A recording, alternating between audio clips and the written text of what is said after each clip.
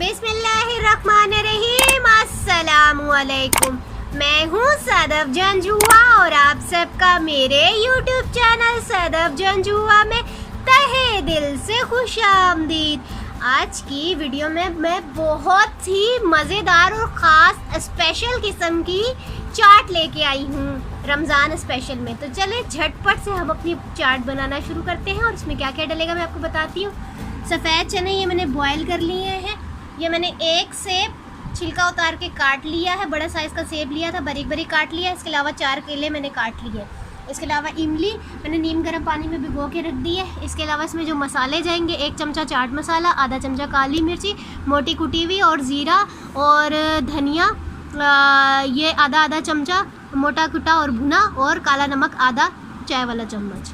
उसके अलावा आलू मैंने आलू बॉयल कर लिए, छिलका उतार के बड़ी बड़ी काट लिए। इसके अलावा टमाटर काट लिया, प्याज काट लिया और हरी मिर्ची काट लिए। अब झटपट से हम अपनी चाट बनाना शुरू करते हैं। अब ये एक बाउल में मैंने सेब, केले, चने और आलू बॉयल किए हुए कटे हुए डाल दिए हैं। अब ये टमाटर, प्याज और हरी मिर्च ये ऐड कर देंगे और ये जो मसाले मैंने आपको बताए थे ये सारे ऐड कर देंगे और इनको अच्छे से मिक्स कर लेंगे। अब इसमें हम इमली का पानी ऐड कर देंगे